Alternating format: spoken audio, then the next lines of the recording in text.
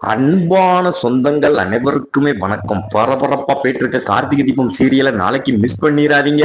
அதாவது நம்ம ரேவதி சந்தோஷத்துல துள்ளி குதிச்சு ஆபீஸுக்கு வராங்க. அதை பார்த்து நம்ம கார்த்திக் ரொம்ப சந்தோஷப்பட்டு, என்ன ரேவதி ரொம்ப சந்தோஷமா இருக்கீங்க அப்படின்னு கேட்கிறாரு. அதான் ஒரு குட்டி ப்ரோமோ பார்க்க போகிறோம். அதுக்கும் முன்னால உங்கள் சீரியல் சேனலுக்கு வந்து லைக் பண்ணுங்க, சப்ஸ்கிரைப் பண்ணுங்க.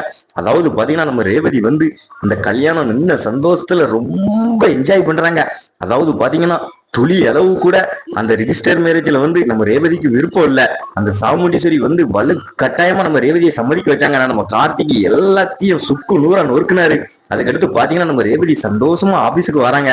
அப்ப வந்து நம்ம கார்த்திக் வந்து, என்ன ரேவதி ஏதோ நின்று போன மாதிரி ரொம்ப சந்தோஷப்படுறீங்க அப்படின்னு சொன்னோன்னே, என்ன இவர் இப்படி கேட்கிறாரு அப்படின்னு சொல்லிட்டு எல்லா விஷயத்தையும் சொல்றாங்க.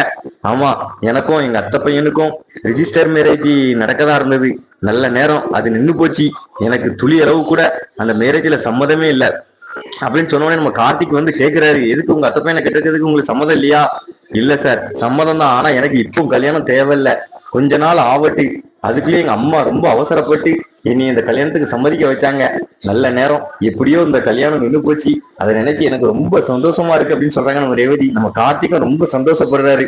அதாவது பாத்தீங்கன்னா ரேவதி சிரிக்கிறத பார்த்து நம்ம கார்த்திக் சந்தோஷமா படுறாரு. அப்படியே பாக்குறாரு ரேவதியா. அதாவது பரபரப்பா போயிட்டு இருக்க எபிசோட நாளைக்கு மிஸ் பண்ணிடாதீங்க. மறக்காம நம்ம சேனலுக்கு வந்து லைக் பண்ணுங்க, சப்ஸ்கிரைப் பண்ணுங்க.